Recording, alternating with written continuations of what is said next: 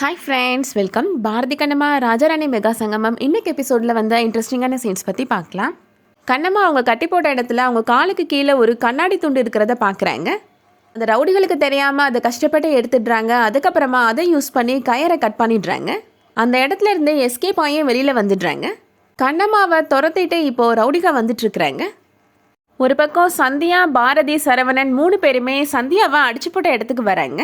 ஏதாச்சும் இங்கே க்ளூ கிடைக்குதா அப்படின்னு சொல்லி பார்க்குறாங்க. இப்போது செவத்தில் யாரோ ஒருத்தர் வரைஞ்சி வச்சிருக்கிறத பார்க்குறாங்க. சந்தியா அடிபட்டு கீழே விழுந்து கிடக்கிறது, அந்த வழியாக ஒரு வேன் வந்து எந்த பாதையில் போகுது அப்படின்னு எல்லாமே வரைஞ்சி வச்சுருக்குறாங்க. இந்த ட்ராயிங்கில் இருந்த ரூட் வழியாக இப்போ 3 பேருமே போகிறாங்க. இதுக்கிடையில் கண்ணம்மாவை ஒருத்தன் கத்தியால் குத்துறதுக்காக வரான். பாரதி கரெக்டாக அங்கே வந்துடுறாரு, கண்ணம்மாவை காப்பாற்றிடுறாரு. சரவணன், பாரதி, சந்தியா 3 பேருமே அந்த ரவுடி பசங்க கூட சண்டை போட்டு கண்ணம்மாவை காப்பாற்றி கூட்டிகிட்டு போயிடுறாங்க. அடுத்ததாக சரவணன் வீட்டில் நடக்கிறத காமிக்கிறாங்க. அர்ச்சனா சொல்கிறாங்க, சாமியார் கொடுத்த 48 மணி நேரம் கெடு இன்னும் கொஞ்ச நேரத்துலேயே முடிய போகுது அப்படின்னு சொல்கிறாங்க. நகையை திருடினது அத்தை தான் அப்படின்னு இன்னும் கொஞ்சம் நேரத்தில் போலீஸ் வந்து அத்தையை அரெஸ்ட் பண்ணி கூட்டிகிட்டு போயிடுவாங்க அப்படின்னு சொல்கிறாங்க. அத்தை ஜெயிலுக்கெலாம் போய் எப்படி களி திங்க போகிறாங்க அப்படின்னு சொல்லிட்டு அர்ச்சனா சொல்கிறாங்க. சிவகாமியால் அந்த அவமானத்தை தாங்க முடியலை, ரூமில் போய் கதவை அடித்து தூக்கு போடுறதுக்கு ட்ரை பண்ணுறாங்க. குடும்பத்தில் இருக்க எல்லாருமே வந்து இப்போ சிவகாமியை காப்பாற்றிடுறாங்க.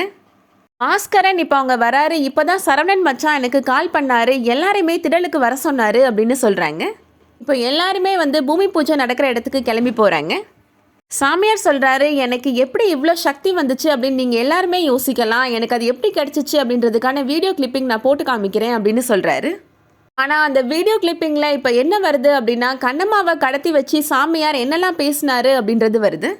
என்னோட பேர் கோவிந்தன், நான் மக்களை ஏமாற்றி அந்த இடத்த அபகரித்து அந்த இடத்துல பெரிய ஷாப்பிங் மால் கட்டணுன்றது தான் என்னோட பிளான் அப்படின்னு சொல்கிறாரு சாமியார். அப்போ தான் மக்கள் எல்லாருக்குமே புரிய வருது இந்த சாமியார் போலி சாமியார் அப்படின்றது.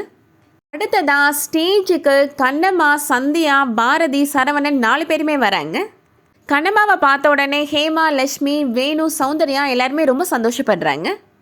சந்தியா இப்போது சாமியார் கையில் இருந்த மைக்கை வாங்கி பேச ஆரம்பிக்கிறாங்க. நான் எத்தனையோ தடவை இந்த சாமியார் உண்மையானவர் கிடையாது, அவர் மக்களை ஏமாத்துறாரு அப்படின்னு சொன்னேன், ஆனால் நீங்கள் யாருமே நம்பலை அப்படின்னு சொல்கிறாங்க.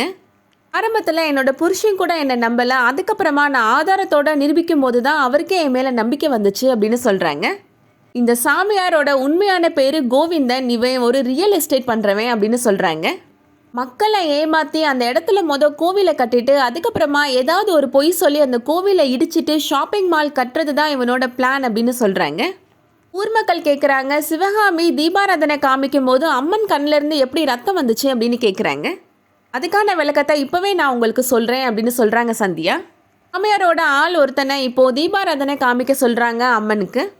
அம்மன் பக்கத்தில் நல்ல தீபாராதனை காமி அப்படின்னு சொல்கிறாங்க. அந்த சாமியாரும் காமிக்கிறாரு. இப்போ அம்மன் கண்களில் இருந்து ரத்தம் வருது. அதோட இன்றைக்கான எபிசோட் முடியுது. இன்றைக்கி எபிசோட் உங்களுக்கு பிடிச்சிருந்துச்சுன்னா லைக் பண்ணிக்கோங்க. சீரியல் அப்டேட்ஸ்க்கு நம்ம சேனலை சப்ஸ்கிரைப் பண்ணிக்கோங்க. தேங்க்ஸ் ஃபார் வாட்சிங்.